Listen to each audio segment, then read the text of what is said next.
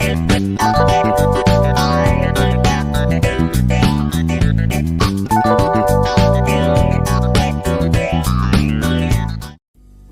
pagi, Oma, Opa, Ibu, Bapak, dan saudara-saudara yang dikasihi oleh Tuhan.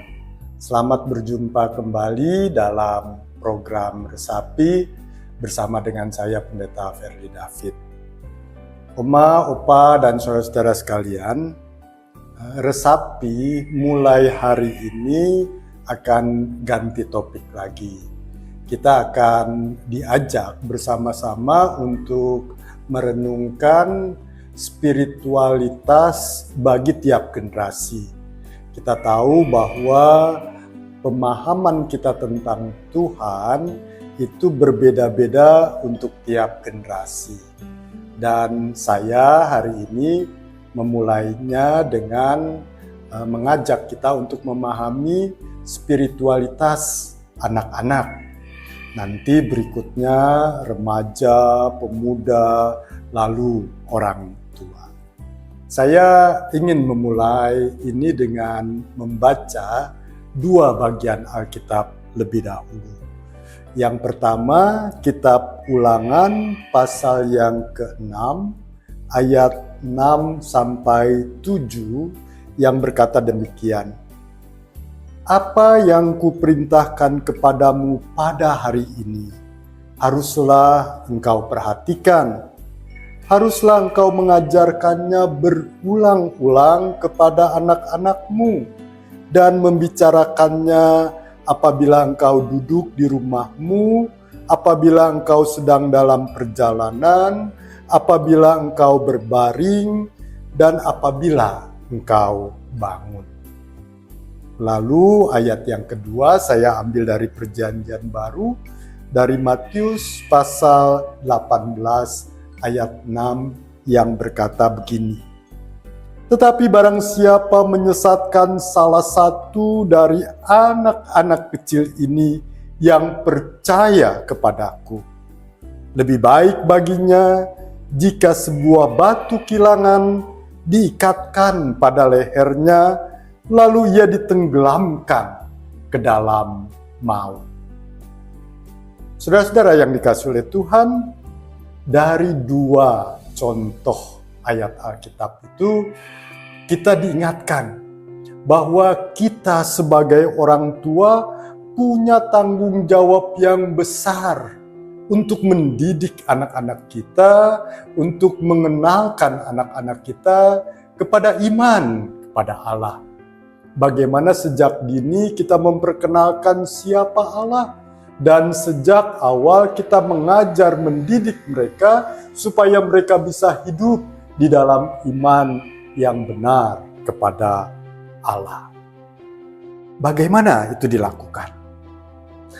Tidak mudah bagi anak-anak untuk memahami konsep-konsep iman, karena iman itu penuh dengan konsep-konsep abstrak.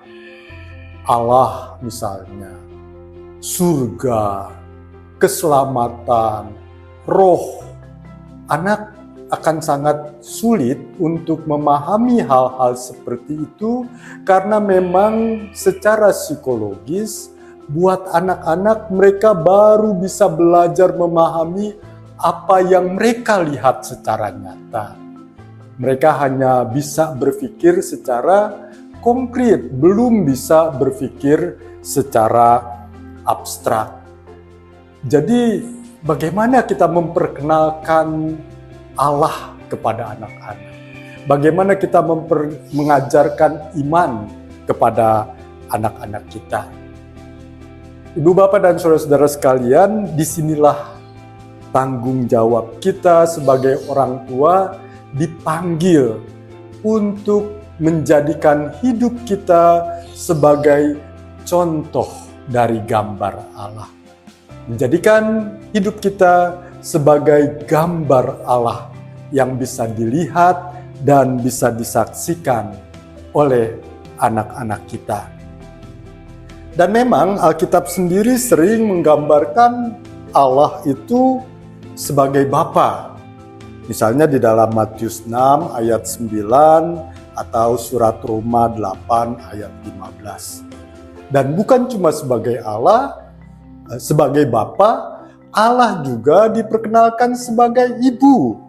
Misalnya di dalam kitab Yesaya 49 ayat 15 dan Injil Matius 23 ayat 37. Jadi gambaran Bapa dan Ibu dalam Alkitab itu bisa kita jadikan sebagai alat kita untuk menunjukkan kepada anak-anak kita tentang siapa Allah. Allah yang berfungsi sebagai Bapa dan Allah yang berfungsi sebagai Ibu kepada anak-anak kita. Tentu gambaran ini tidak bisa kita jelaskan dengan kata-kata, tapi dari kehidupan kita, dari sikap kita, dari perilaku kita yang dilihat oleh anak, mereka akan bisa membayangkan, memahami Allah seperti apa. Ayah yang bertanggung jawab, ayah yang memberi kebutuhan keluarganya, ayah yang berusaha untuk selalu melindungi, menjaga anggota keluarganya. Akan mudah bagi anak untuk memahami Allah itu seperti Bapa yang punya otoritas, tapi yang melindungi, yang memelihara, yang menjaga kita. Sebaliknya, ayah yang tidak mau bertanggung jawab, yang suka melakukan kekerasan, yang melakukan hal-hal yang buruk, maka akan memunculkan gambar Allah yang keji, Allah yang kejam, Allah yang maunya hanya menghukum kepada umatnya, Allah yang pendendam terhadap orang-orang berdosa. Demikian juga dengan apa yang harus diperbuat oleh ibu. Ibu yang lemah lembut, yang selalu ada di samping anaknya, yang siap menolong ketika anaknya ada dalam kesulitan, akan menghasilkan gambar Allah dalam benak anak-anak kita, Allah yang pengasih, Allah yang selalu mendampingi hidup kita, Allah yang senantiasa mau menolong kita.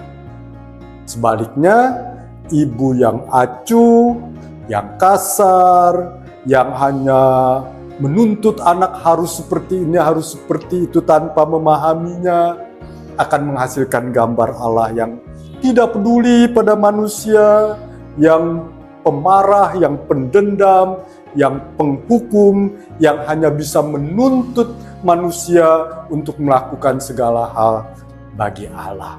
Bukan Allah yang melakukan sesuatu bagi manusia. Ibu, Bapak, dan saudara-saudara sekalian. Jadi sekali lagi saya ingin mengatakan, penting bagaimana kita sebagai orang-orang dewasa, sebagai orang-orang yang ada dan dilihat oleh anak-anak kita, oleh cucu kita, oleh anak-anak saudara-saudara kita, sebagai apapun. Mungkin saya sudah tidak punya anak kecil lagi, tapi banyak anak-anak kecil yang memperhatikan hidup saya. Jadi kalau kita bisa menampilkan kehidupan yang baik, itu akan menolong anak-anak untuk memahami Allah yang baik. Kiranya renungan ini menolong kita untuk bisa menjadi teladan yang baik bagi anak-anak kita. Amin. Mari kita berdoa. Terima kasih ya Tuhan, Engkau telah menganugerahkan kepada kami anak-anak milik-Mu yang Engkau percayakan kepada kami untuk kami didik di dalam kehidupan dan juga di dalam iman kepadamu. Tolonglah kami, orang-orang yang terbatas, yang banyak sekali kekurangan. Mampukanlah kami ya Tuhan, perlengkapilah kami, supaya kami boleh menjadi gambar-gambar-Mu yang baik. Supaya sikap, perilaku, dan perbuatan kami yang dilihat dan disaksikan oleh anak-anak kami sungguh-sungguh dapat mencerminkan keberadaan Tuhan yang baik, yang memelihara, yang menjaga, yang memenuhi segala kebutuhan, yang menyertai dan senantiasa menolong umat-Nya.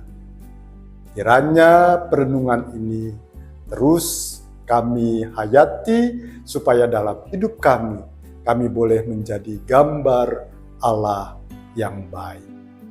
Kami berdoa di dalam nama Yesus Tuhan kami. Amin. Selamat pagi Ibu Bapa, Oma, dan saudara-saudara sekalian. Sampai berjumpa kembali dalam program Resapi berikutnya. Tuhan memberkati.